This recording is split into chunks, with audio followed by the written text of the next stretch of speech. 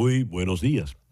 Tenemos hoy un nuevo programa de este ciclo especial de En Conexión por TVV Network y por Éxito 107.1 FM en Miami, por HD2. Hoy, 24 de abril, día de San Fidel. Hay un Fidel que es santo, aunque no lo crean. Santa María de Cleofás y Santa Salomé.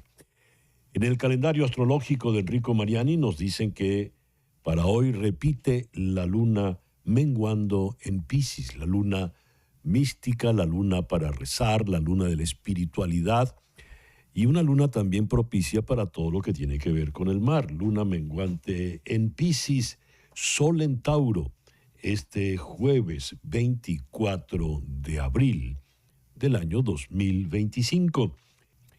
Continuando con este ciclo especial de repasar el pasado para entender el presente, el programa de hoy se lo vamos a dedicar a un concepto que está muy acentuado en estos tiempos. Se habla con insistencia del autoritarismo, se diferencia del totalitarismo, pero sobre todo autoritarismo. ¿Qué es el autoritarismo? A ello vamos a dedicar nuestro programa especial del día de hoy. Nuestra agenda del día de hoy la vamos a iniciar en París con el doctor Pedro José García Sánchez de la Universidad de París-Nanterre. Con él hablaremos conceptualmente del autoritarismo. Después, también en París, vamos a hablar con la historiadora y antropóloga Elizabeth Burgos. Con ella vamos a tener la dimensión histórica de lo que ha sido el autoritarismo. En Ginebra vamos a conversar con la internacionalista María Alejandra Aristigueta. Con ella vamos a hablar de lo que sería el manual del líder autoritario.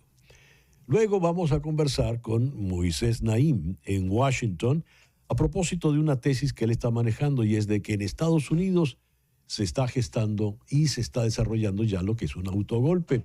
Y vamos a cerrar en Toronto con el doctor Ángel Álvarez, politólogo.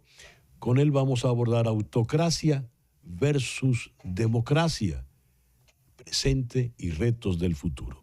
Ese pues nuestro programa para el día de hoy. Vamos a iniciar entonces en París con el doctor Pedro José García Sánchez de la Universidad París-Nanterre. Pedro, muy buenos días, muy buenas tardes allá al otro lado del océano. Gracias por atendernos. Buenos días, César Miguel, y gracias a ti por la invitación, como siempre. ¿Cómo podemos asumir autoritarismo? Como concepto, ¿qué es el autoritarismo?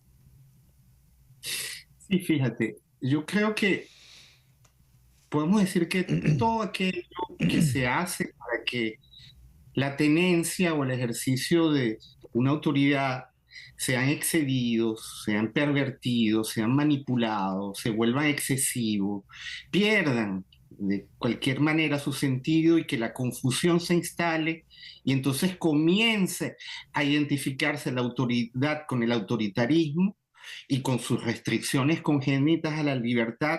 Yo creo que eso es lo que podemos llamar autoritarismo. ¿Ok? Eh, Mira, una vez te comenté que el artículo de base para entender conceptualmente lo que es el autoritarismo se lo debemos a Hannah Arendt, ¿ok? Un artículo que se llama ¿Qué es la autoridad? En su obra sobre la crisis de la cultura. Entonces allí Arendt se pregunta, ¿ok? ¿De dónde viene la autoridad? ¿Cómo se funda la autoridad? Y nos hace entender que las sociedades modernas, distinguiéndose de todas aquellas sociedades fundadas en una tradición, en valores trascendentales, definidas por un pasado lejano, por un rey, y este tipo de cosas para crear su orden político. Entonces, en la modernidad, las sociedades han tenido que autofundarse, sin disponer siempre de una tradición. ¿Ok? Entonces, ¿en qué se puede fundar el orden político de una sociedad? Bueno, las figuras de autoridad y el ejercicio de autoridad son fundamentales para que se instale un orden político en el que una sociedad pueda desplegarse, ¿verdad? con aquellos que gobiernan, aquellos que le dan un marco estatal en una nación al gobierno, y luego todas las diversas formas de la sociedad civil o del pueblo, si prefieres que utilicemos ese lenguaje de la época revolucionaria, pueda estar relacionándose de una manera más o menos consona con lo que un orden político intenta definir, estructurar y proyectar, que no es sino otra cosa que la administración de la realidad. ¿De acuerdo? Entonces, sí, termina la idea, por favor, Pedro. Entonces, si decimos que el autoritarismo es todo aquello que está hecho para pervertir esa idea, ¿de qué estamos justamente hablando? Cuando esa autoridad que siempre está vinculada con la idea de obediencia, puede sostenerse. Allí Hannah Arendt da la llave para entenderlo y para poder distinguir la autoridad del autoritarismo y también del totalitarismo. Entonces, ella nos hace entender que en esa relación entre autoridad y obediencia, esa relación no puede estar definida por la fuerza. ¿Por qué? Porque desde el mismo momento que se ejerce la fuerza, la autoridad ya no tiene sentido. La autoridad se mantiene siempre cuando no hay fuerza, por un lado, y luego, por otro lado, cuando la autoridad no se ejerce a partir de lo que llamamos la persuasión. ¿Por qué? Porque la persuasión funciona con una forma argumentativa de lograr las cosas. Entonces, de la autoridad a la obediencia, ¿qué puede haber como vínculo que estructure lo político? La jerarquía misma. ¿Ok? Es la misma jerarquía lo que hace que una autoridad tenga sentido. Entonces, el autoritarismo sobreviene cuando formas coercitivas que se identifican con la fuerza, con el control, con el exceso o a veces con el totalitarismo, le dan un sentido a la autoridad que va mucho más allá de la autoridad misma. Muy bien. Has planteado un desarrollo interesantísimo en base a una pensadora fundamental de la Europa de la primera mitad del siglo XX, Hannah Arendt. ¿Por qué a la fecha que corre, cuando tenemos ya un cuarto de siglo del siglo XXI, estamos hablando del autoritarismo? Es decir, un siglo después de Hannah Arendt. ¿Por qué hoy? Tu respuesta, Pedro, al regreso de esta pequeña pausa. Ya regresamos con este especial de En Conexión.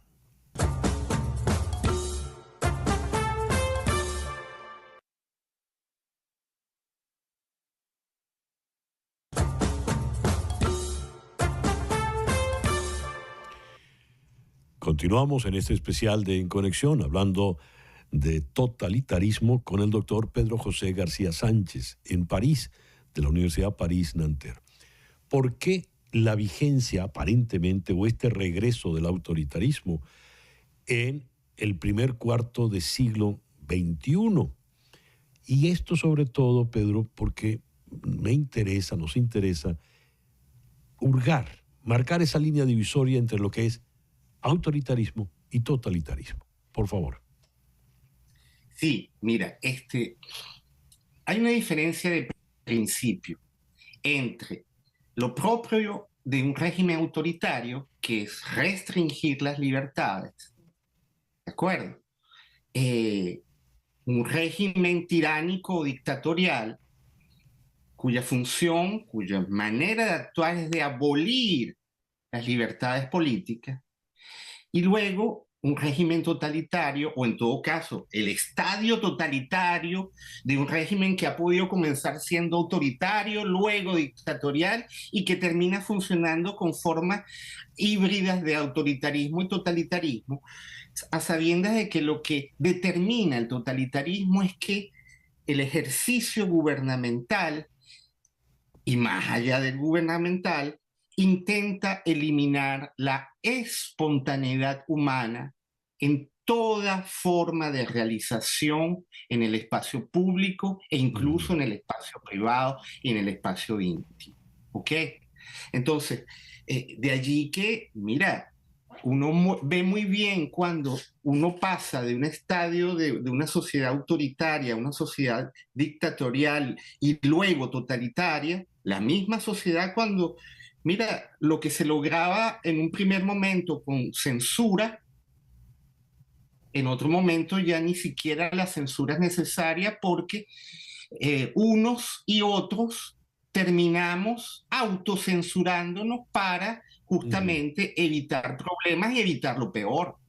Entonces, cuando se llega a ese nivel en el que dejamos de hacer esto, dejamos de hacer lo otro, procuramos evitar, procuramos no hablar, procuramos hacer toda una serie de cosas en las que nosotros mismos nos estamos creando esa jaula de hierro de la que hablaba Max Weber, ¿ok?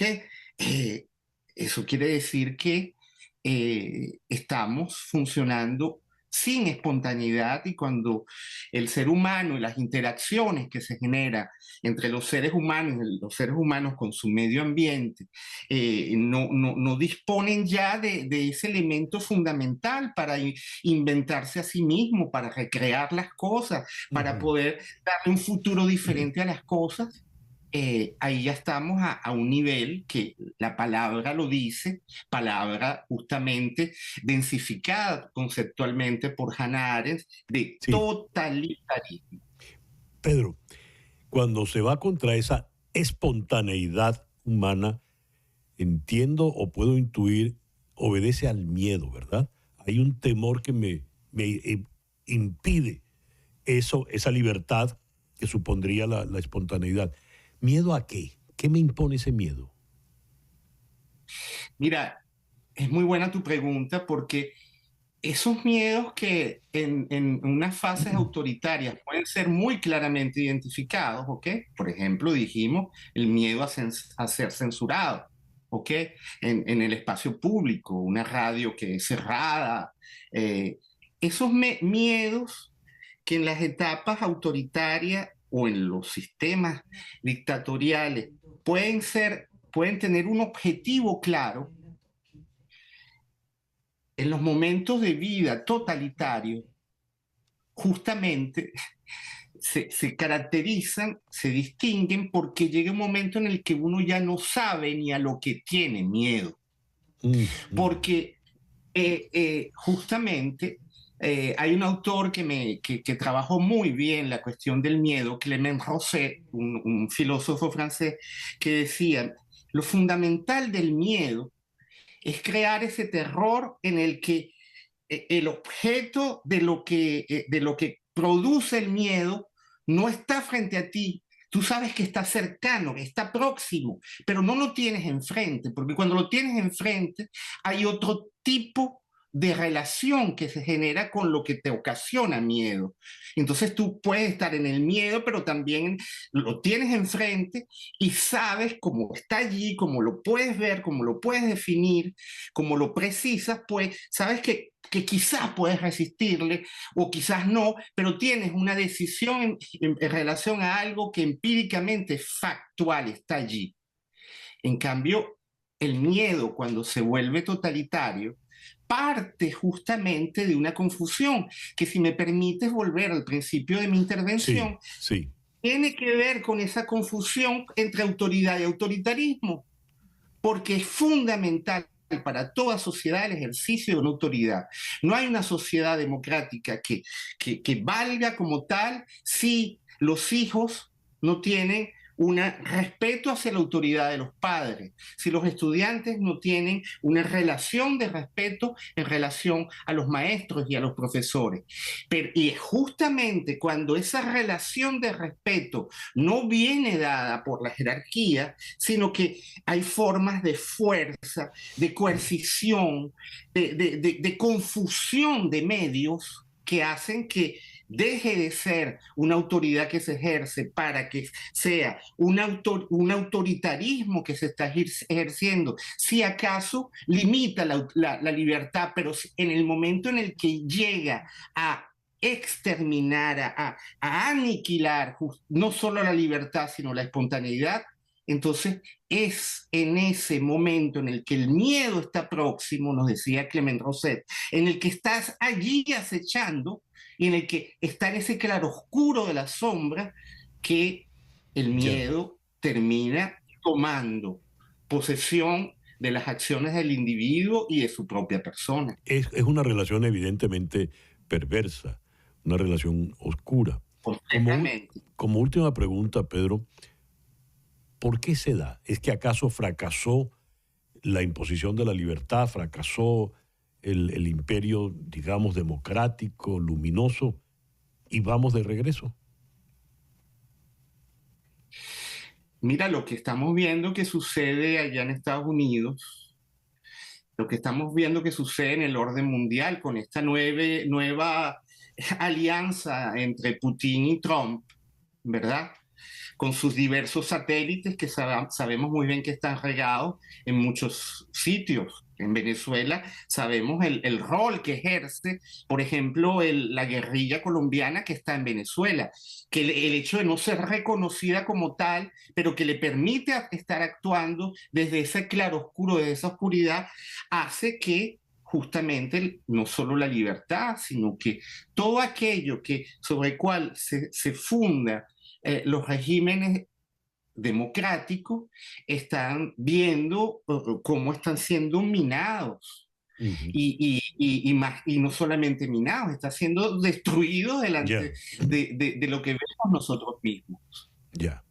Pedro, muchísimas gracias. Perdón, termina la idea, por favor, que ibas a cerrar allí un punto importante. Un punto, mira, yo estoy terminando de leer la historia de la Gestapo. Vamos. De un gran historiador francés que la escribió en 1963. Y miren, y la cantidad de similitudes que yo estoy constatando entre lo que está haciendo Trump, por ejemplo, en relación a todo el régimen legal, los jueces, la manera como los poderes que ejercían autoridad para continuar con ese vocabulario, ejercían esa autoridad para crear un orden político y mantener la libertad en el centro de la sociedad norteamericana y de las Américas, está siendo anihilado justamente, tal y como en los años, no cuando el Hitler fue gobierno, sino entre 1929 y 1937. Mira, lo estoy leyendo y no te niego que no lo estoy leyendo con terror, con horror. Bueno, habrá que buscar.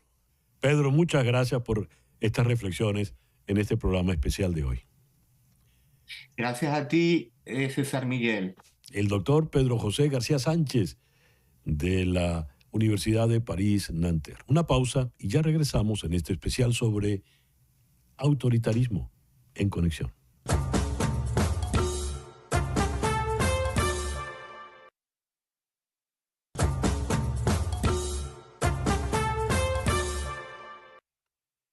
Continuando en este ciclo especial de revisar el pasado para entender un poco el presente, en el programa de hoy sobre el autoritarismo, vamos ahora a buscar una dimensión histórica del mismo. Sigamos en París, ahora con la muy destacada y admirada historiadora y antropóloga Elizabeth Burgos. Elizabeth, muchísimas gracias por atender nuestra invitación en el día de hoy. No, gracias por la invitación, siempre es un placer. Conversando con auditores también. Conversando con nuestro común amigo Pedro José García Sánchez.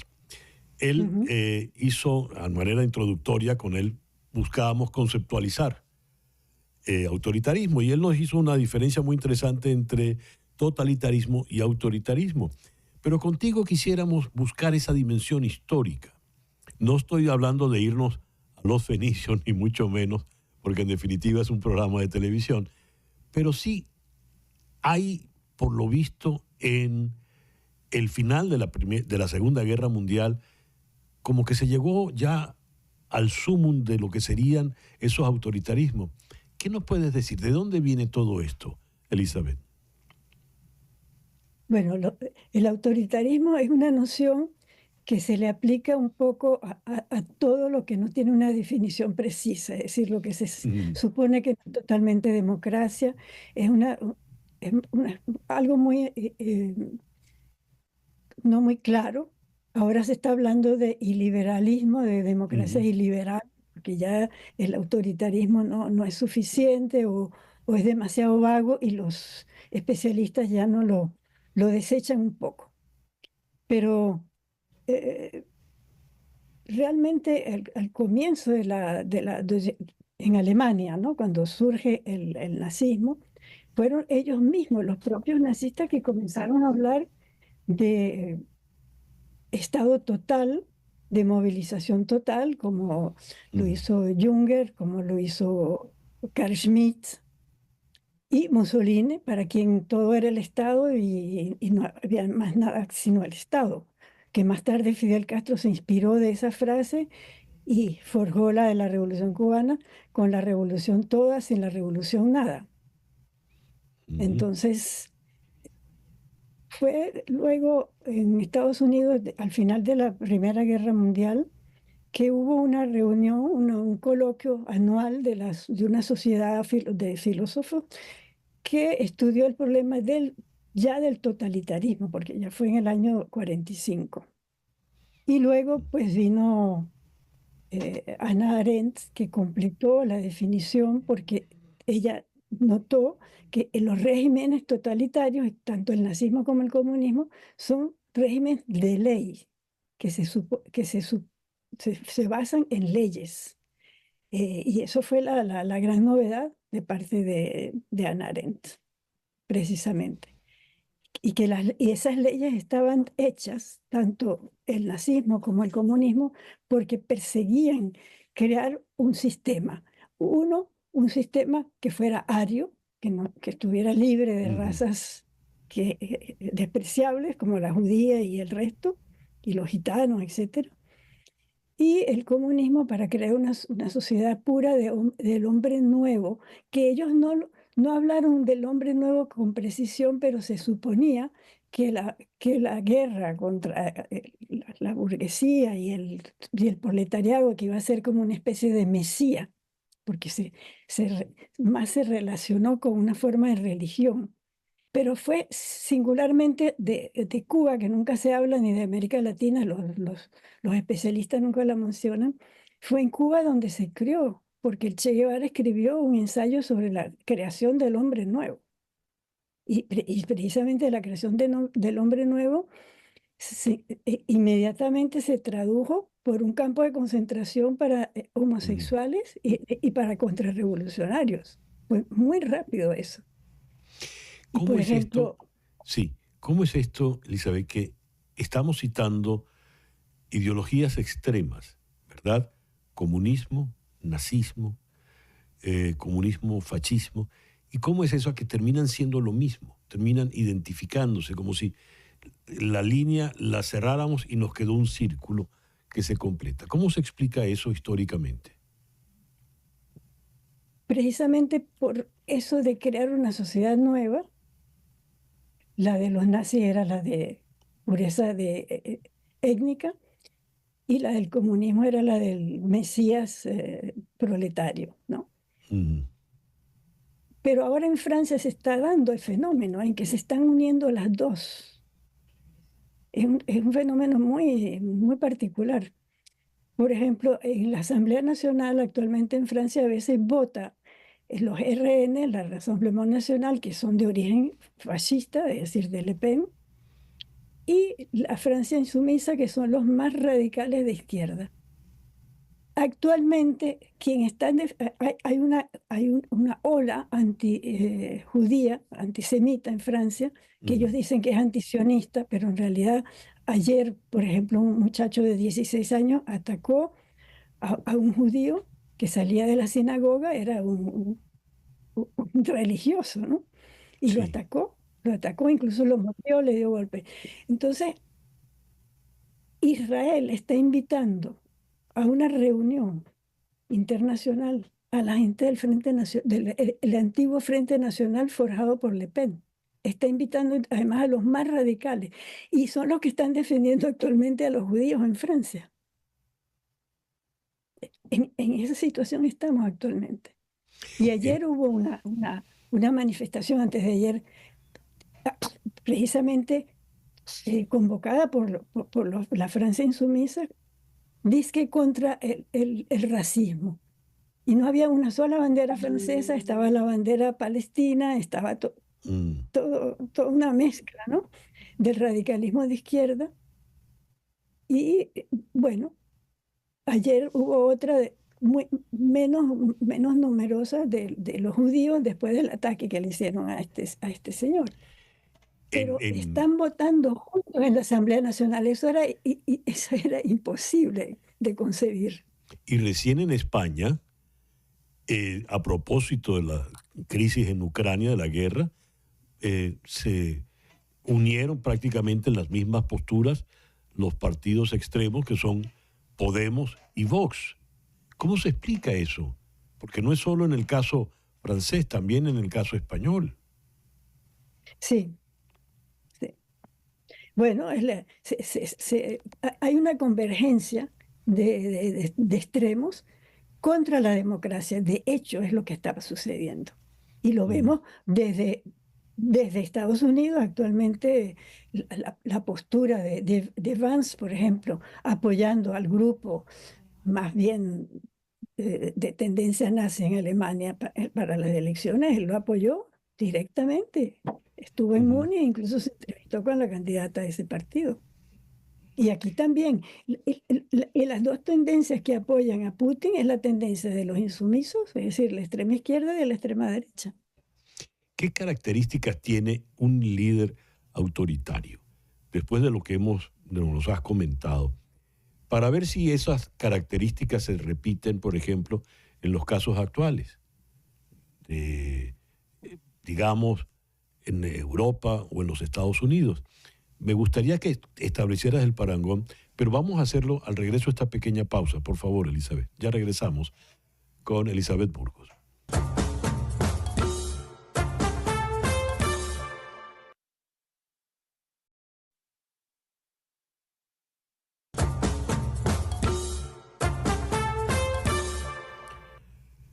Continuamos nuestra conversación con la historiadora y antropóloga Elizabeth Burgos en París. Te repito la pregunta que quedó en el aire. ¿Qué tipo de característica podríamos establecer en el líder autoritario histórico, para ver si podemos establecer un parangón con algunos de los líderes de la actualidad? Putin, Trump, en fin. Bueno, lo dice el que fue el gran consejero, que se llama Ladislav Surkov, que acaban de entrevistarlo, hacer una larga entrevista en el Express. Él dice, Putin tiene más en común con Trump que con Macron. Él lo dice abiertamente. ¿Y esto por qué? ¿Por qué se establece eso de esa manera tan tajante, Elizabeth? Porque Macron es un demócrata, Macron es un liberal. Es decir, para esta gente, estos... Y, por ejemplo, un paréntesis, el RN de Marine Le Pen hasta ahora es un partido que se ha mostrado dentro de las normas democráticas, que no es el caso de Mélenchon, que actúa totalmente como un revolucionario queriendo crear la desestabilización del país, y constantemente no pierde una ocasión para crear un acontecimiento radical. Hasta ahora la señora Le Pen aparece como una persona muy serena y además nunca, incluso desde el padre, ¿no?, que era el más radical, siempre estuvieron dentro de las normas democráticas, nunca se han salido de esas normas. Eso es cierto. ¿Y en el caso de Trump? En el caso de Trump, bueno, por mis vivencias, yo tengo de repente flashbacks que me llevan a Cuba. Ujú. o a Venezuela de Chávez. Es decir, copar el sistema jurídico, no, no, no decir que un juez no tiene derecho a criticar una decisión arbitraria del poder. Es decir, eso nunca se había visto en Estados Unidos, ni en una democracia. Es decir, un presidente no manda poner preso a alguien. Eso es imposible, por ejemplo, en Francia, que el presidente diga hay que poner preso a tal persona. No, no, la justicia está totalmente separada del Estado, del gobierno. Entonces, y él está actuando así de la misma manera.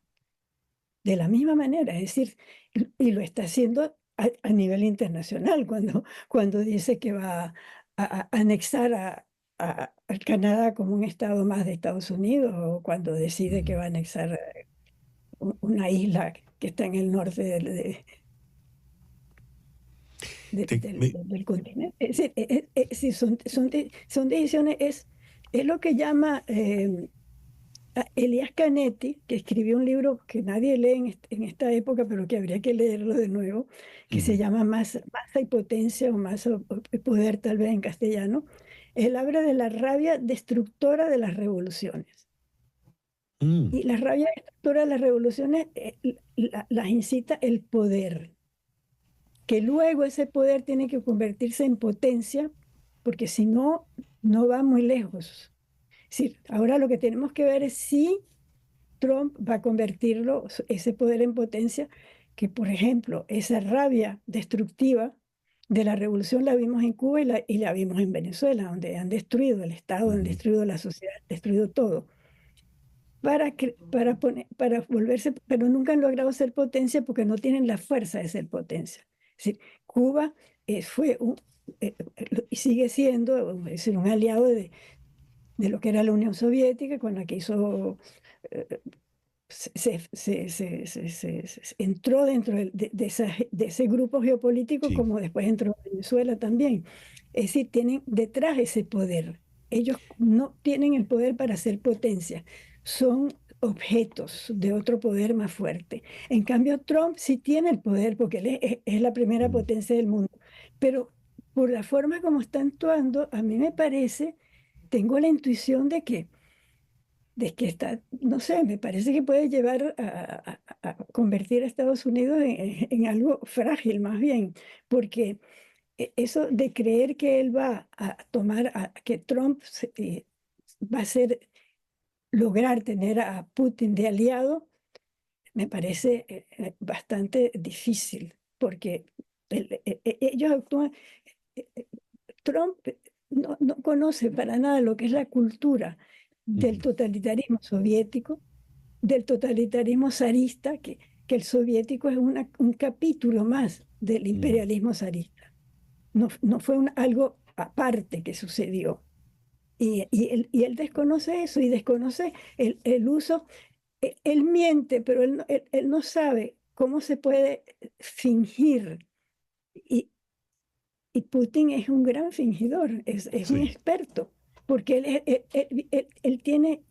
es un profesional que viene del KGB, que son profesionales. Cuando la gente habla del KGB como de espía, no, el KGB es una escuela de profesionalismo del poder. Ahora te quería preguntar, Elizabeth, porque fíjate, mencionaste cómo el nazismo procuraba ese ser nuevo libre de contaminación, el ario libre de la contaminación judía, gitana y de pueblos, digamos, inferiores. Asimismo, citas que en el comunismo se procura el hombre nuevo ya sin lastres burgueses, de formación burguesa, y es el hombre nuevo que quiere el Che Guevara, etcétera, etcétera. Siempre pareciera que hay que buscar un nuevo tipo de persona.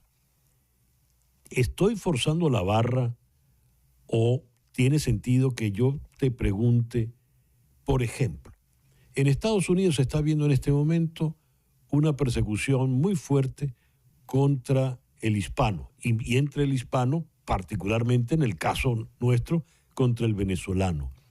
Y es un discurso que tiene arraigo aquí en Estados Unidos. ¿Es el mismo patrón que describiste antes o no tiene nada que ver?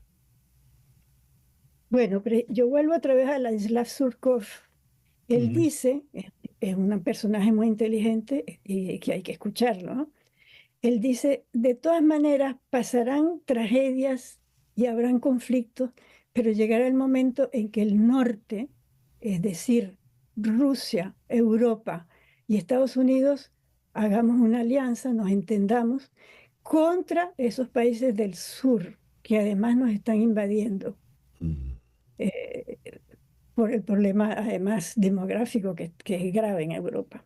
Él lo dice abiertamente, que hay esa entente racial, Sí. cultural. Él no habla de raza, pero sí habla de cultura. Y él dice, nuestra cultura occidental, que es nórdica, bueno, Vance, que como es americano y no sabe mucho de las cosas, no conoce mucho la historia, dice que si Europa no domina su frontera, pues va a estar invadida por esto, ¿no? Es decir, él debe imaginar que se puede construir un muro para separar el Mediterráneo de Europa. Tal vez, porque es la única frontera que tiene realmente Europa, el Mediterráneo. Entonces, pero sí, eso está ahí, la defensa de la cultura occidental, el rechazo al mestizaje, que por ejemplo lo vemos en Bolivia con Evo Morales. Sí, El cierto. rechazo del mestizaje, que también hay una corriente en el Perú también comunista de rechazo del mestizaje. A mí me lo discutía mucho con el que fue después presidente de la República, con Ollanta Humala, que yo le pregunté cuál era su proyecto político y me dijo, bueno, acabar con la corrupción y acabar con los descendientes de los españoles. Y yo le dije, pero ¿cómo van a hacer? Porque, ¿qué van a hacer con el mestizaje? Entonces, porque yo sé, la corrupción pueden fusilar a gente con una bala, liquidan a una persona, pero los descendientes de los españoles son millones. Sí. Sí, América Latina. Toda. Así es. Entonces, Interesante ahí esto, me de dijo, verdad. usted entendió eso. Él se sintió un poco Sí. mal cuando yo le leí. Bueno, Ya lo creo. Elizabeth, muchas gracias por estos minutos de esta reflexión tan interesante. Muchas gracias. gracias. Sí. Elizabeth Burgos desde París. Una pausa y ya regresamos con este especial en Conexión.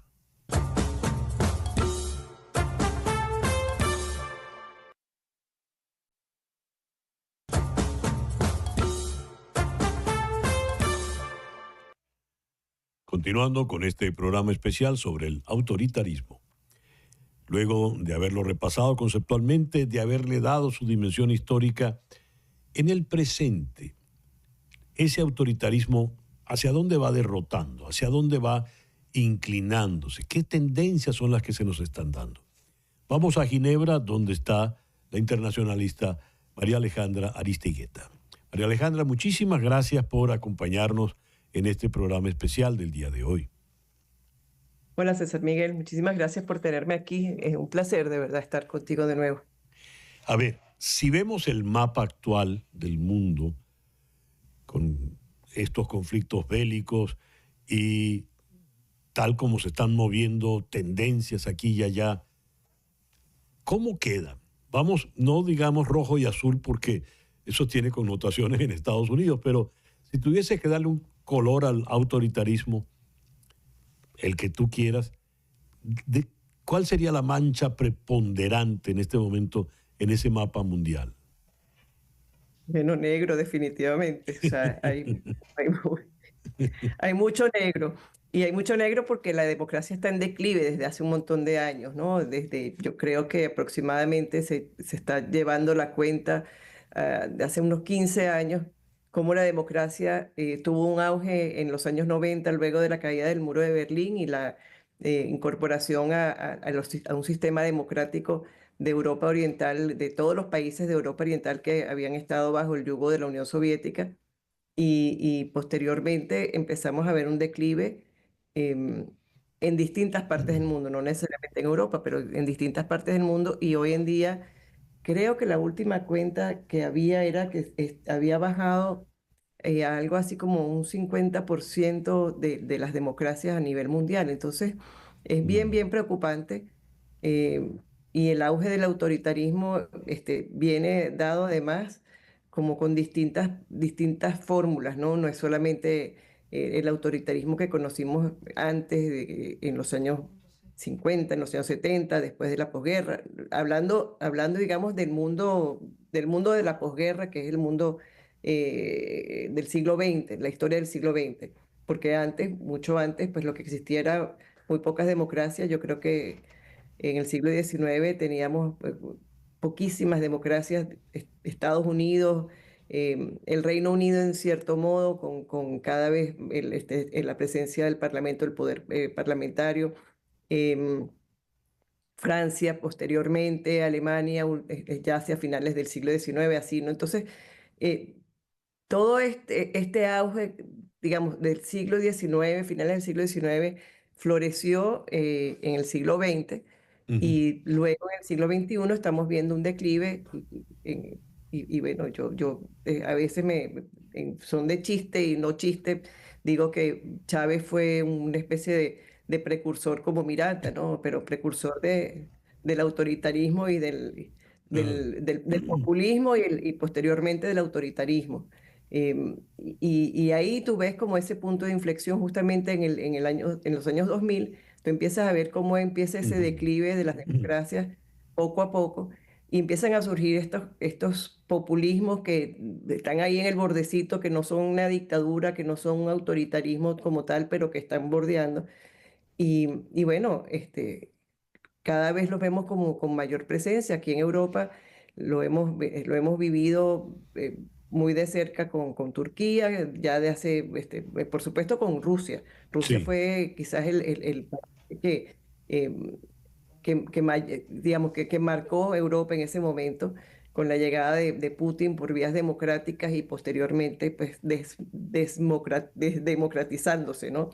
Llevando al país a este proceso de autoritarismo cada vez más cerrado, hasta llevarlo a una dictadura muy férrea como la que es hoy en día.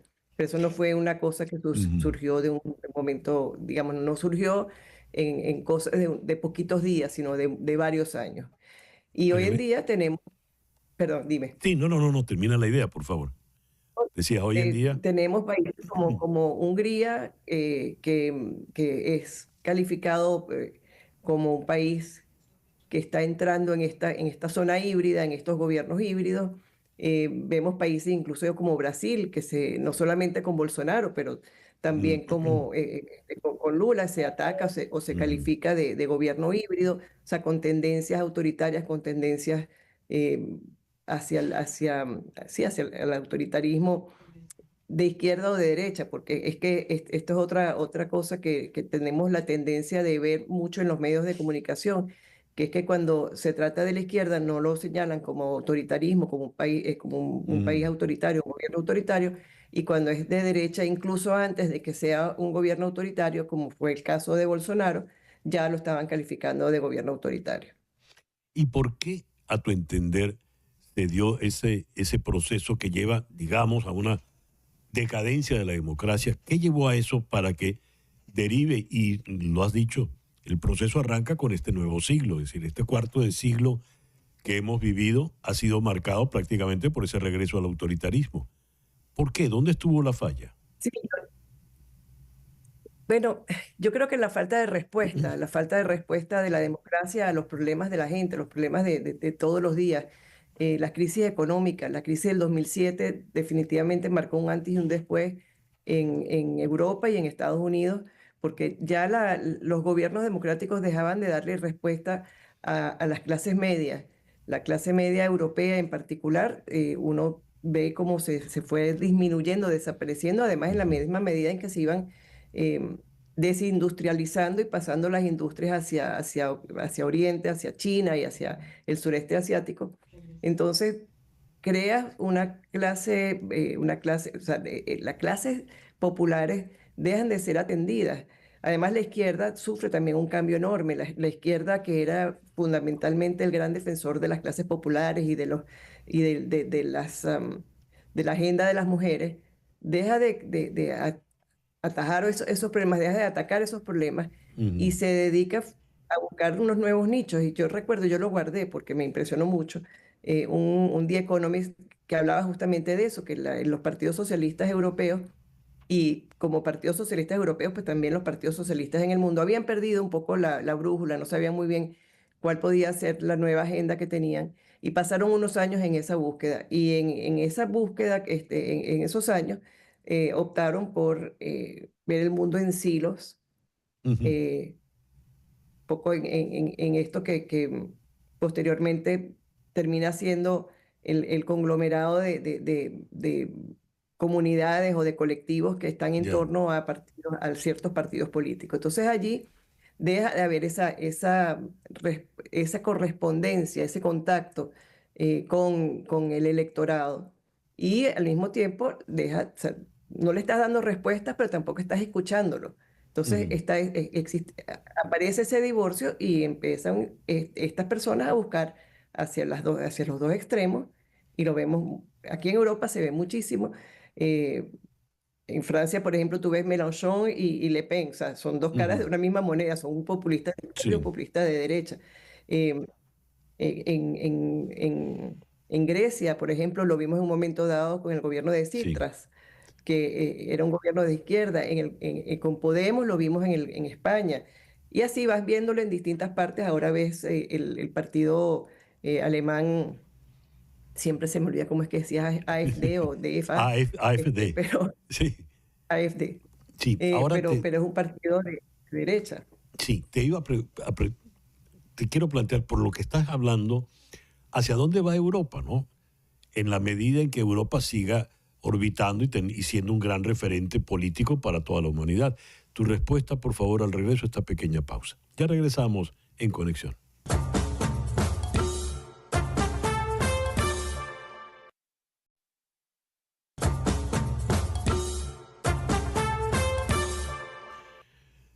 Continuamos con este programa especial de En Conexión. Regresamos a Ginebra con María Alejandra Aristiguet. ¿Hacia dónde va Europa, María Alejandra? Mira, Europa, el año pasado el Parlamento Europeo subió la cantidad de puestos para la extrema derecha, o lo que se considera la extrema derecha. Y si Ujú. tú ves el panorama europeo en el Parlamento Europeo, em, si ves el panorama, crece en un total de un 20%. La extrema, la menos extrema, la centro derecha, o sea, todo eso junto está muy por encima del 50% en este momento. Y si ves los dos agrupamientos, que son los Patriots ahora se me olvida el nombre del otro agrupamiento donde está Meloni, que Ujú. ellos en su conjunto son un 20%. O sea que se han convertido en una fuerza muy importante dentro de Europa, en el espectro político europeo. Y a pesar de que el centro todavía controla la socialdemocracia y la democracia cristiana, si la vemos como Ujú.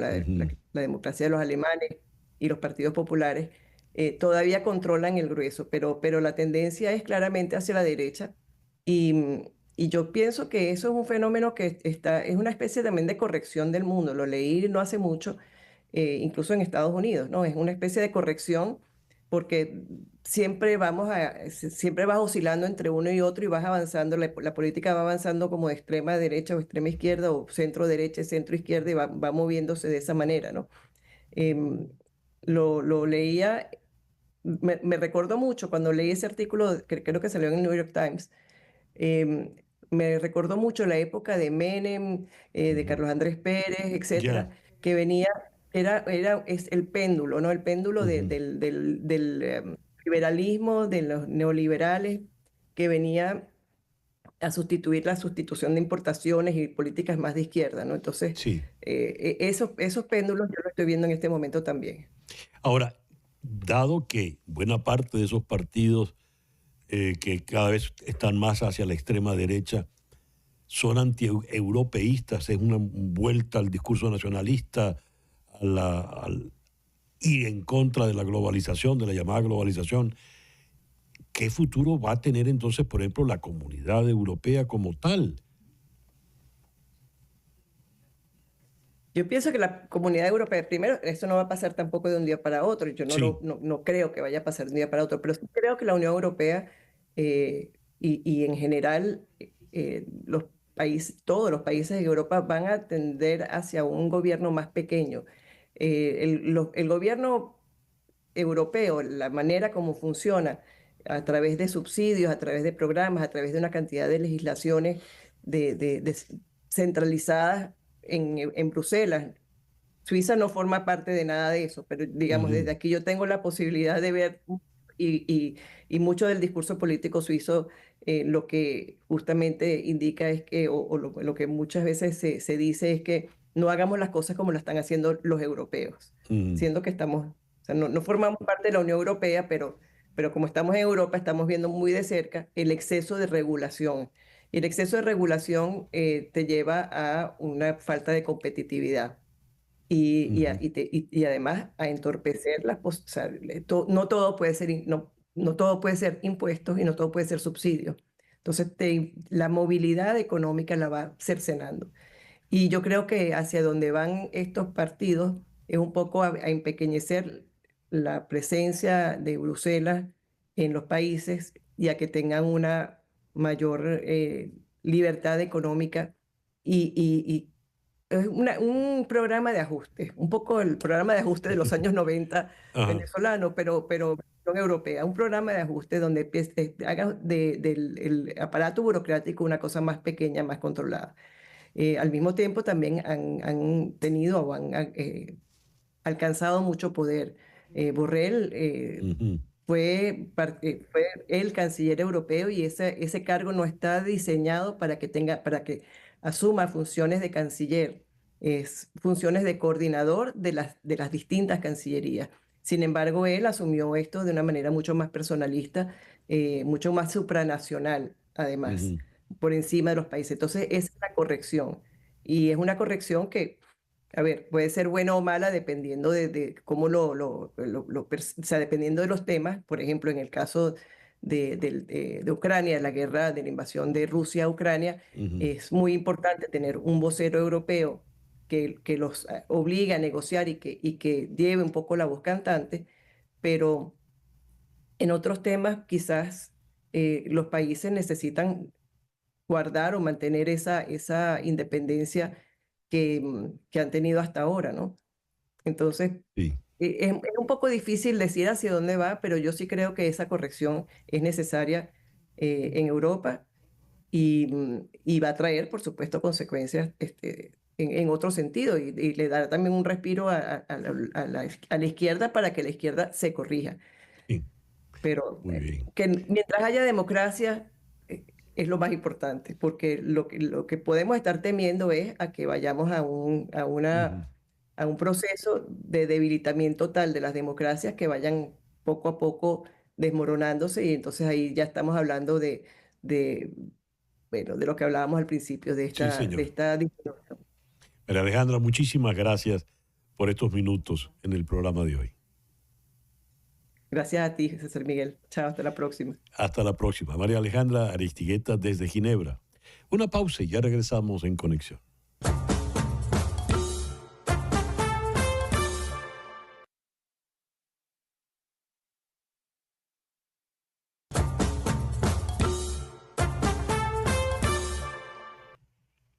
Toma nota de este número telefónico. 305-468-0044. Te lo repito. 305-468-0044. Ese es el teléfono de la doctora María Trina Burgos. María Trina Burgos es una abogada venezolana especializada en temas migratorios. Tiene más de 25 años trabajando temas migratorios en los Estados Unidos y como abogada está licenciada para trabajarlos en los 50 estados de la Unión y también en Puerto Rico. De forma que donde te encuentres, ella puede hacerse cargo de tu caso. Y si estás en Venezuela, llama al 212-771-3040. 212-771-3040. Esa llamada sin costo adicional va a repicar aquí en Estados Unidos, en la oficina de la doctora Burgos.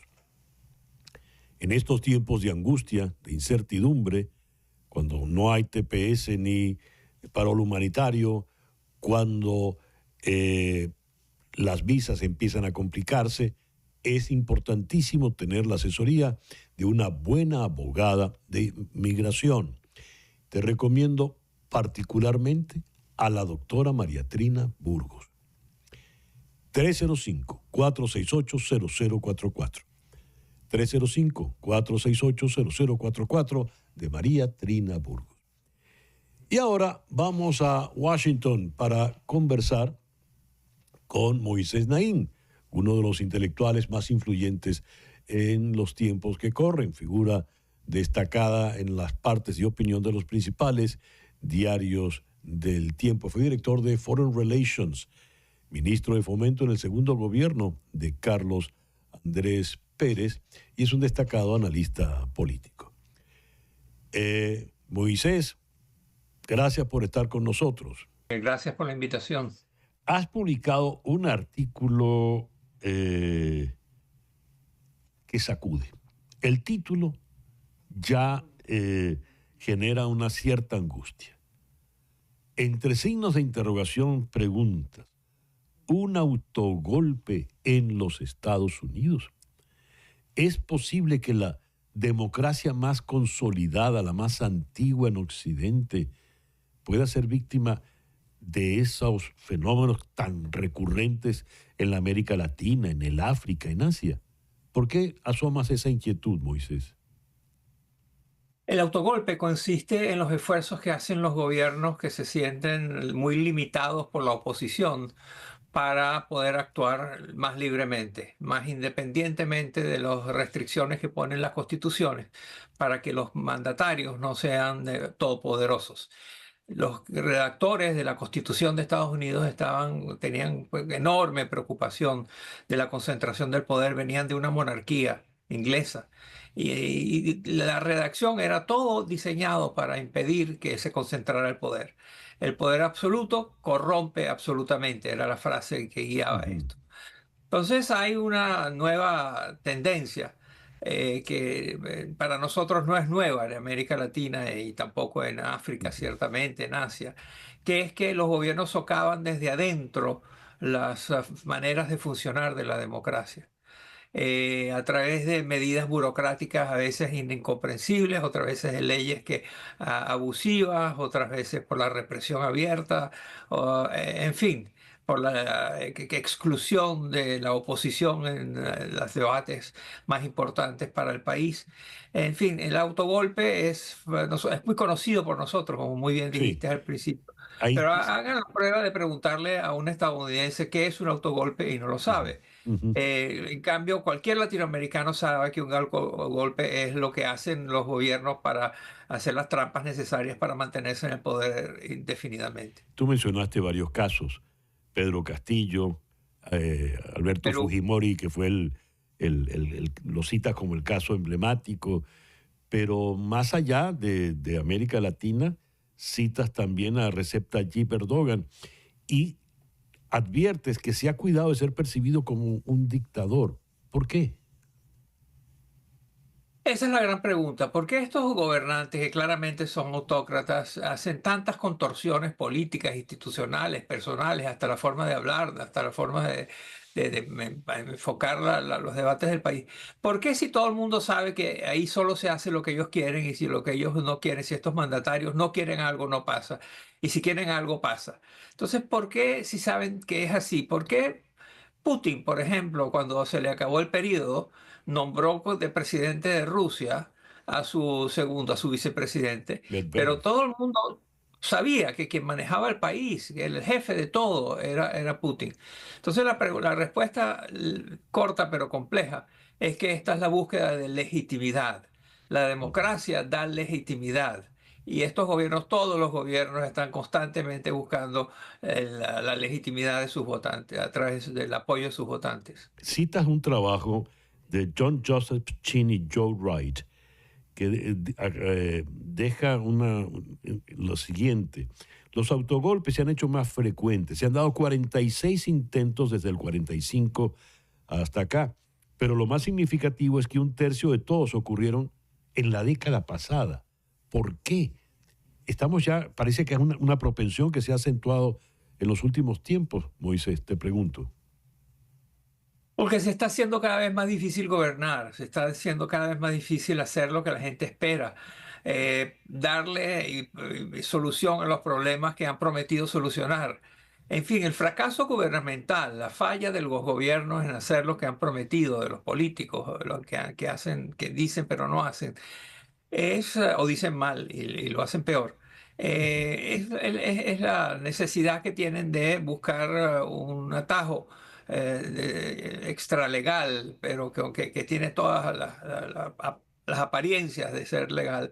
Y de nuevo, tiene que ver con la legitimidad. ¿Y por qué es tanto? Bueno, porque creo que hay toda una serie de cosas que se han acelerado. Yo he hablado de las 3 Ps, el populismo, la polarización y la posverdad. Creo que tienen mucho que ver con esto. Pues A la ver, tasa de aceleración de los autogolpes. te preguntas, ¿Donald Trump está deliberadamente socavando la democracia estadounidense? ¿Fueron los eventos del 6 de enero del 2021 en el Capitolio un ensayo general o un acto fallido que no se repetirá? ¿Es indetenible el masivo desmantelamiento de instituciones fundamentales que están llevando a cabo los equipos liderados por Trump y Elon Musk? ¿Cuán reversibles son estos cambios? Como son una ristra de preguntas muy graves y tienes las respuestas, Moisés, hacemos una pausa y al regreso abordamos esto, por favor. Ya regresamos con Moisés Naim en Conexión.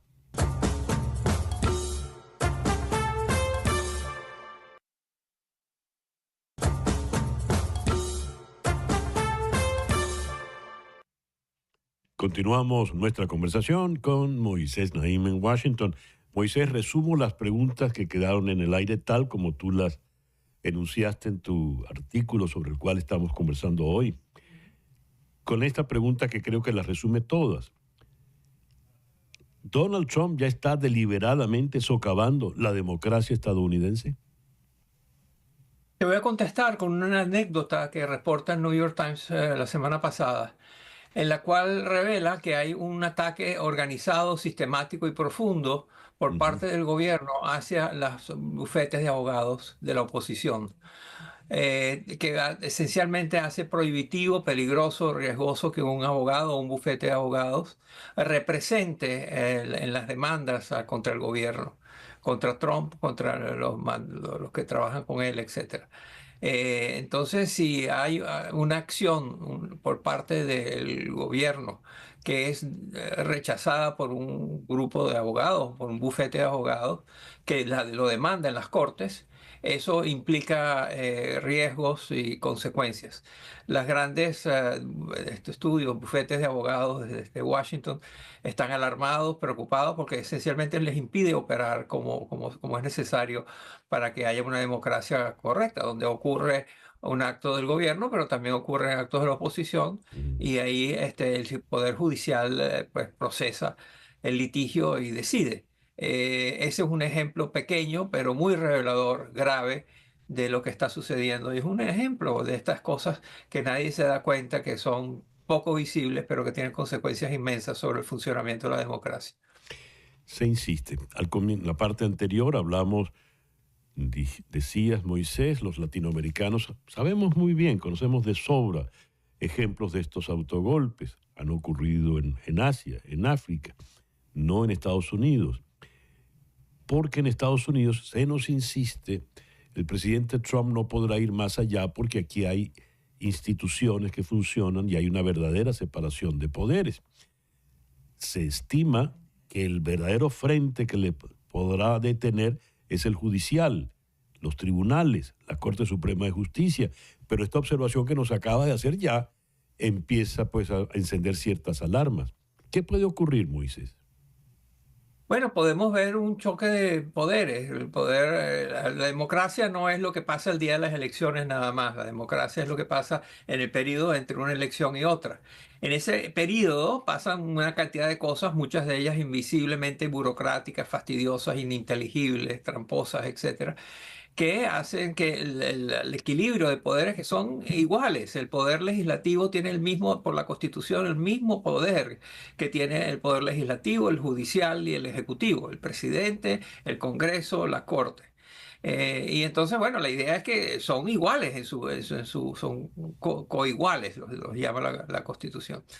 Entonces, eso es lo que va a pasar, un choque de poderes, donde vamos a ver qué es lo que sucede. En estos momentos ya hay varios choques de poderes, en el cual ha habido abogados que han tomado decisiones en litigios contra el gobierno, que han derrotado la posición, han demostrado, han perdido la causa, pero que simplemente no se han dado, el gobierno de Trump no se ha dado por aludido. Concretamente, hay una decisión, el juez ha tomado una decisión, esa decisión obliga al gobierno de Estados Unidos a hacer algo, al Poder Ejecutivo, a la Casa Blanca y a sus agencias implementadoras, que tienen que hacer algo al respecto, pero no lo hacen.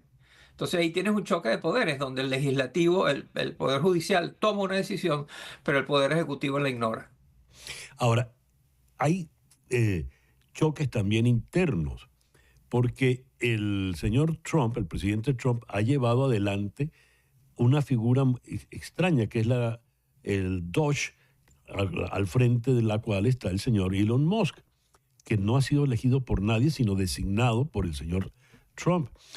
Y The New York Times nos dio en su gran titular de la edición del sábado pasado el recuento de, por lo visto, un rifirrafe de envergadura que hubo en una reunión de gabinete, en la segunda reunión de gabinete, entre Musk y Marco Rubio. ¿Qué pasa a tu entender allí adentro? Trump creó una ensalada institucional en todo pues, la política exterior, porque está Marco Rubio, que es el canciller, que es el ministro de Relaciones Exteriores, el secretario de Estado. Pero después nombró a Elon Musk como el jefe de esta iniciativa para reducir el tamaño del Estado. Pero también nombró unos enviados especiales. Uno para América Latina y Venezuela, otro para el Medio Oriente, otro para Ucrania, etc. Entonces, solapa. Marco Rubio tiene que ver con los problemas internos, pero también tiene que ver con estas nuevas agencias, nuevos actores, nuevos protagonistas del proceso que que son rivales, están rivalizando con él en cómo se maneja la política exterior, que hay diferentes voces, etcétera. Y bueno, Trump está haciendo lo posible para evitar que haya conflictos. Él ha dicho que es ridículo, que no hay ningún tipo de conflictos entre Marco Rubio y Elon Musk, por ejemplo, pero la verdad es que todos los informes, nadie cree en eso. O sea, que hay una profunda diferencia de opinión que va a tener que ser saldada pronto, porque es insostenible mantener tal grado de confusión por tanto tiempo en temas tan sensibles. En tu artículo te preguntas, con relación a los cambios de Elon Musk, ¿cuán reversibles son estos cambios? Te hago esa pregunta, Moisés. No lo sabemos, y vamos a ver qué pasa. Vamos a ver también qué pasa en las elecciones, qué pasa de aquí a las elecciones de mitad de periodo dentro de 2 años. Qué tan avanzado, cuánto habrán consolidado los cambios que están haciendo. Y vamos a ver qué sucede. O sea, yo creo que nadie disputa la realidad de que todas estas grandes organizaciones gigantescas, de pronto es imposible ser tan grande, tan mundial, tan rico, sin que haya corrupción, mal manejo, desperdicio, etc. Desde el Pentágono hasta el Vaticano vamos a encontrar eventos públicos de corrupción descubiertos, vamos a encontrar malgaste y desperdicio, despilfarro, etc. Pero también indispensabilidad. Muchas de estas cosas que hacen estos burócratas sin reconocimiento, muchas veces son indispensables para el funcionamiento de una sociedad. Y esto es lo que están haciendo, están demoliendo, como dijo Trump al final de la reunión para que hicieran las paces Rubio y Musk. Trump dijo, bueno, no, aquí hay que ir, no hay que ir con una hacha, sino que hay que irse mucho más selectivamente en los recortes que estamos planteando. Dice que es temprano para decirlo, veremos, y de ahí depende muchísimo qué pasa en el sistema judicial y en las leyes que tratan de aplicar, y qué pasa con los otros cambios que han hecho. De aquí a la mitad del periodo vamos a saber cuán irreversibles son. No quiero cerrar esta conversación, Moisés, sin volver sobre un punto que ya tocamos la última vez que hablamos, que es esa relación tan particular Trump-Putin, que no ha variado y la guerra se ha ido agravando, acelerando en estos últimos días. Me gustaría un comentario tuyo al respecto, por favor. Bueno, parte de esta profunda alianza que hay entre Putin y el presidente Trump, son amigos, se admiran, se ayudan, y hemos visto ya claramente cómo Trump ha hecho todo lo necesario para ayudar a Rusia. Terminó de orden de terminar los ataques cibernéticos estadounidenses a Rusia.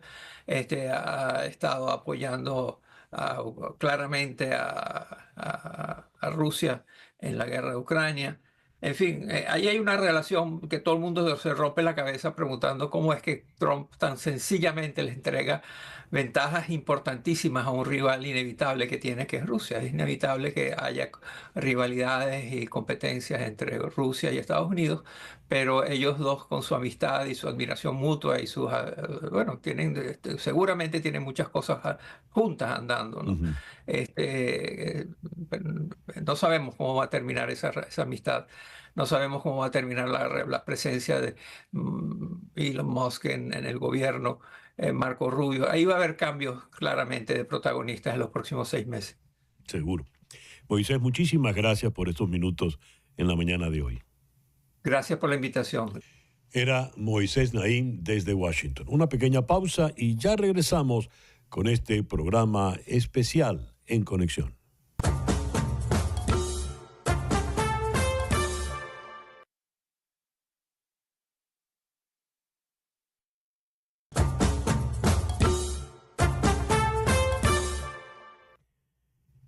Y para cerrar este programa especial que hemos hecho en conexión sobre el autoritarismo, vamos ahora a Toronto para conversar con el doctor Ángel Álvarez, PhD en Ciencias Políticas.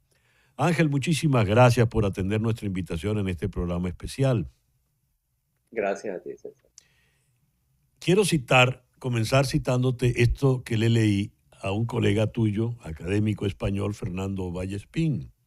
Él dice: algunos politólogos empezamos en nuestra profesión analizando las transiciones hacia la democracia. Ahora, al final de nuestra carrera, nos encontramos con tener que estudiar el proceso inverso, el que conduce a la consolidación autoritaria. No sé si estás de acuerdo con el doctor Vallespín, pero en todo caso me gustaría oír tu opinión sobre este acerto a manera de introducción. Bueno, tal vez yo soy más viejo que Vallespín, porque yo comencé mi carrera más bien estudiando la consolidación de los autoritarismos en América Latina, de la mano de los libros de O'Donnell en los años 70, cuando veíamos que el autoritarismo crecía en Chile, en el Cono Sur en general. Y Venezuela era un hecho aislado en la región junto con Costa Rica, ¿no? Y un poquito Colombia, pero Colombia era una democracia muy perfecta en ese momento. Vimos el resurgir de las democracias en los años 90, su aparente consolidación desde la perspectiva de algunos en el comienzo del siglo XX, pero apenas entrado el siglo XX en su primera década y a comienzos de la segunda década ya comenzamos a ver un decaimiento de las democracias, ya no solo en América Latina, sino también en los países de Europa del Este que habían transitado a la democracia a finales de los 80 y comienzos de los 90, y ahora, más terriblemente, en países que eran la meca de las democracias liberales, como algunos países europeos y en concreto en este momento en los Estados Unidos de América. Entonces, sí estamos viendo un reflujo democrático importante. No es la primera vez que lo hemos visto en los países del tercer mundo.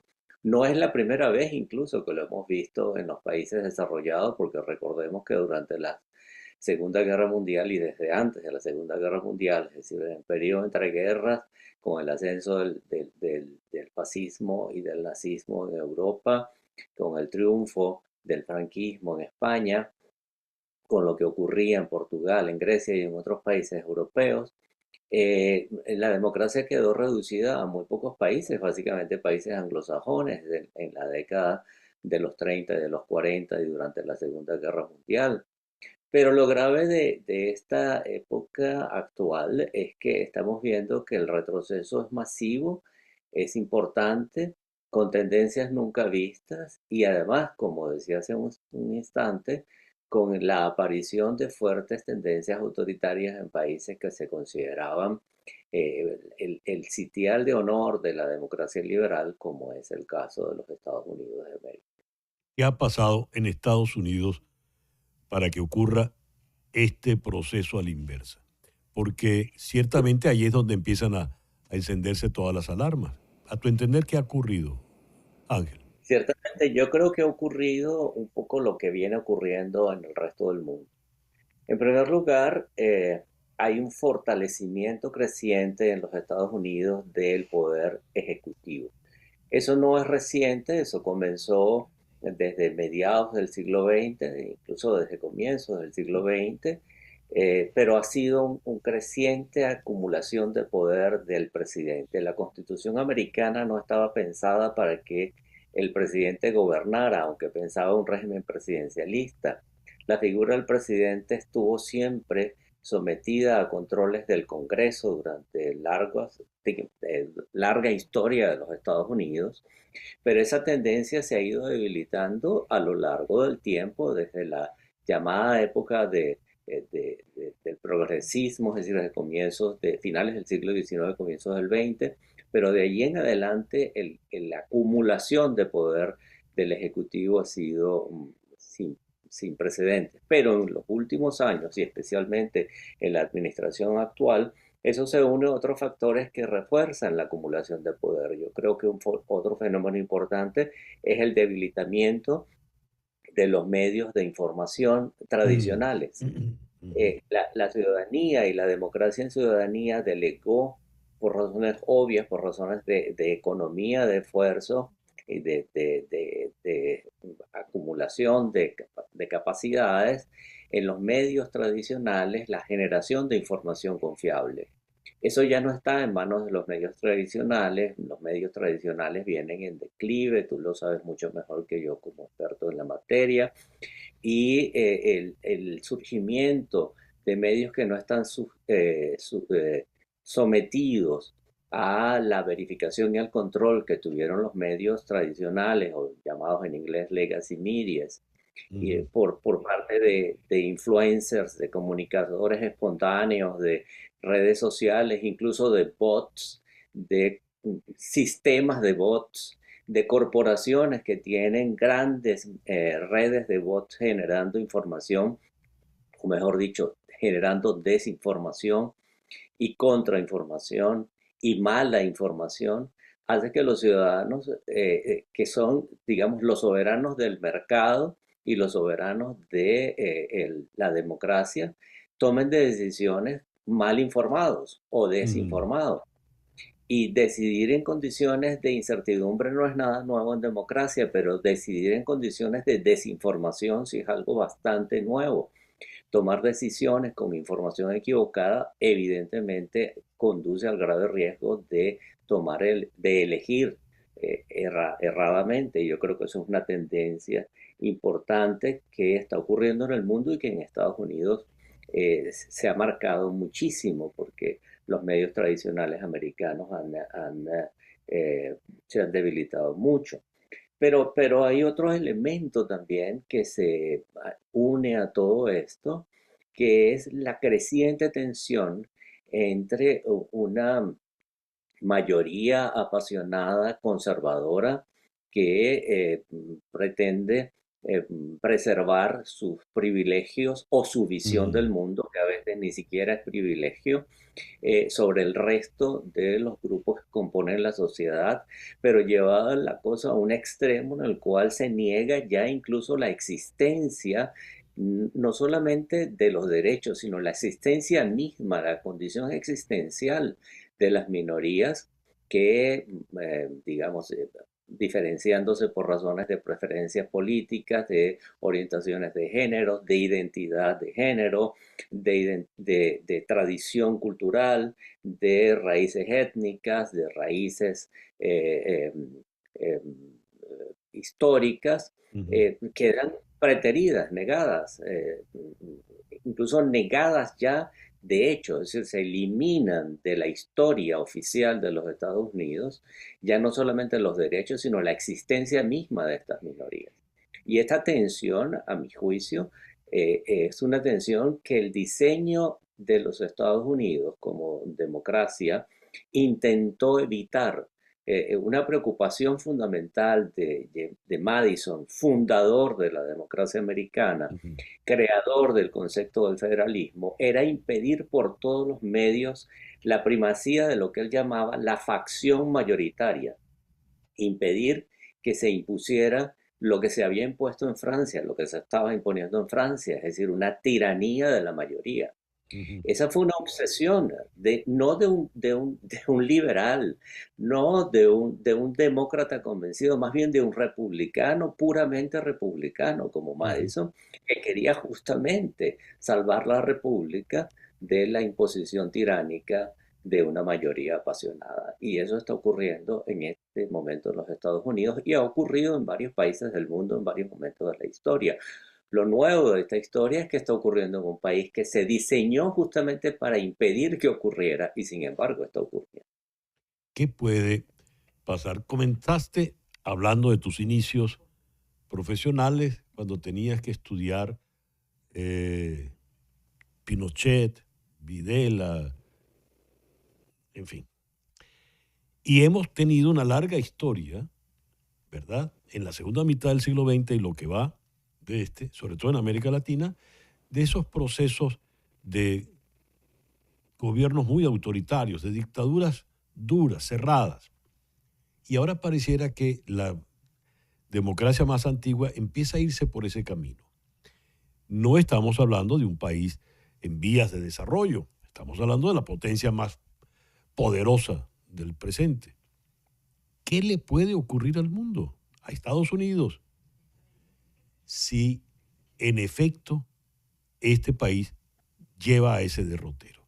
Tu respuesta, por favor, al regreso a esta pequeña pausa, Ángel. Ya regresamos.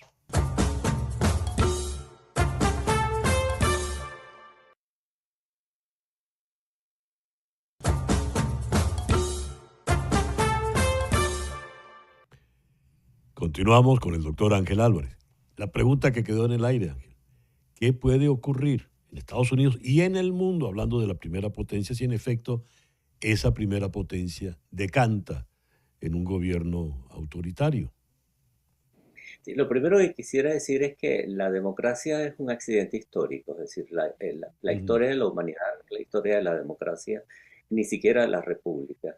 Los seres humanos históricamente hemos estado dominados, regímenes autocráticos o monárquicos o aristocráticos o oligárquicos, y la democracia es más bien contracorriente, es decir, la democracia tiene que ser defendida, tiene que ser incluso luchada, impuesta contra los autoritarios, porque es contracorriente, es decir, no voy a hacer una disquisición antropológica ni mucho menos metafísica acerca de la naturaleza humana, pero lo cierto es que en la práctica ha sido así. Es decir, los humanos no somos naturalmente democráticos, sino más bien tenemos que artificialmente construir democracia. Y en ese sentido, digamos, el orden que surgió de la Segunda Guerra Mundial fue un orden en el cual se polarizó el mundo entre autocracias y democracias.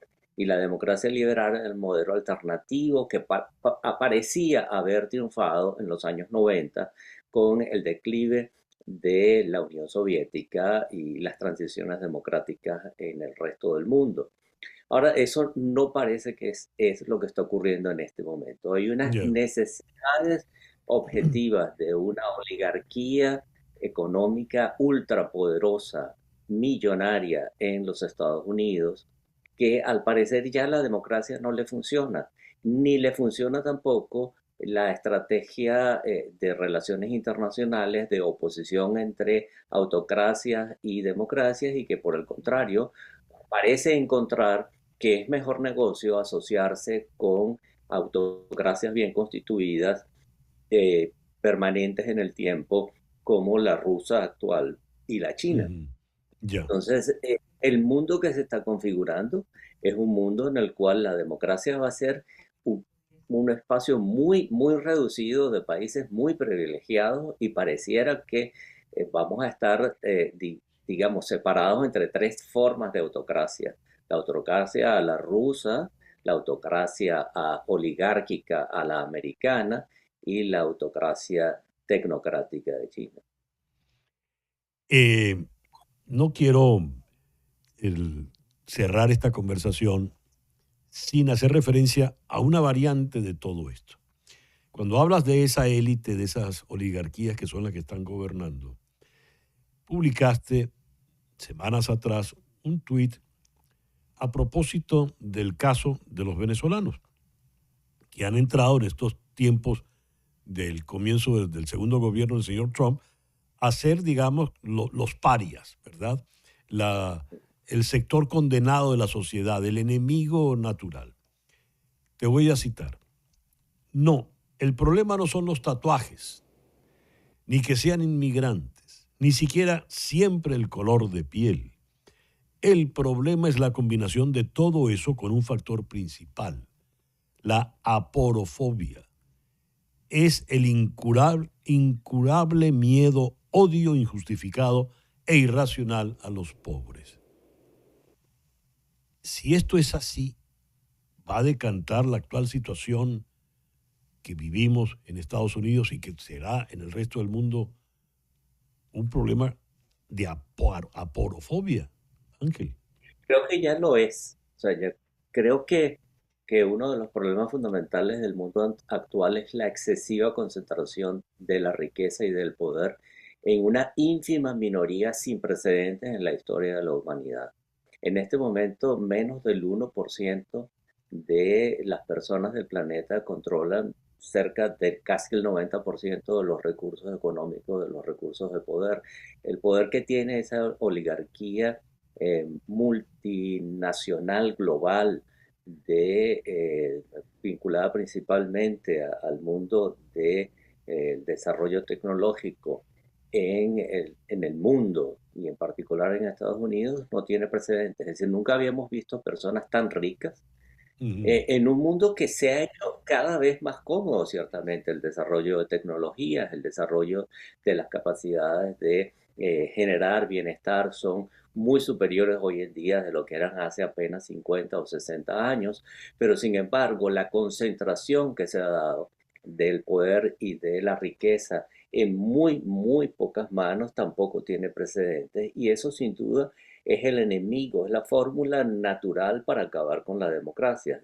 El enemigo natural de la democracia es justamente la oligarquía o la aristocracia, es decir, un grupo de personas que rodeen a un caudillo, a un líder y que pretendan controlar el resto de la sociedad básicamente para la protección de sus propios intereses. Eso está ocurriendo en el mundo. Creo que ese es el peligro fundamental y el problema fundamental es que los pobres siguen siendo la amenaza. Ahora, los pobres son constituidos como, son vistos, son estructurados de una manera que presentados como amenazas terminan siendo amenazas para los propios pobres y eso es la más eficaz de todas las dominaciones que puede inventarse en el mundo, que es que el propio oprimido, el propio empobrecido, el propio preterido vea que sus enemigos es él mismo, o sea, son los que son como él y no los que lo oprimen, lo marginan o le impiden el acceso al bienestar. Eso no es la primera vez que ocurre en la historia de la humanidad, es decir, quienes me critiquen, quienes vean eso y me critiquen, me van a acusar de comunista, de marxista, cosa que está muy lejos de la realidad, pero fue Marx uno de los que lo describió. Esto ha ocurrido en la historia de la humanidad y el único proyecto que ha intentado con relativo éxito acabar con esa tensión ha sido el proyecto de la democracia social, es decir, de la socialdemocracia, de una democracia liberal con derechos plenos, con mercado, con competencia política y económica, pero al mismo tiempo con un Estado que aboga por o soporta a los que son menos beneficiados. Ese desmontaje del estado de bienestar que existió en los Estados Unidos, que se montó desde la época de Roosevelt, que ha existido en el resto del mundo, incluso antes de que se montara en los Estados Unidos, se pensó en Europa y se desarrolló en Alemania, que se desarrolló en América Latina con el desarrollismo a partir de los años 40. Ese estado está siendo desmontado globalmente. Y eso está entonces, eso requiere ideológicamente que se identifique un enemigo para que los pobres logren identificar un enemigo que no sean justamente lo que están desmontando el Estado que les beneficia. Y se convierte la fobia en los pobres en la ideología dominante por este pensamiento neoliberal o más bien libertario. Yo me niego a llamarlos liberales porque no son liberales en el sentido estricto de la palabra. Son neoconservadores más bien que quieren destruir el Estado social de derecho y convertir a los pobres en enemigos de los pobres. Es decir, que el pobre se vea en el espejo y diga, este es el culpable de mi propia pobreza. Ángel, muchísimas gracias por habernos acompañado con estas reflexiones en el programa de hoy. Gracias a ti, César Miguel, por la oportunidad. El doctor Ángel Álvarez desde Toronto. Y mañana, cerrando este ciclo especial, tenemos este viernes economía y cambio político. ¿Recuerdan aquella frase? ¿Es la economía estúpido? Eso en conexión. Tengan el mejor día posible.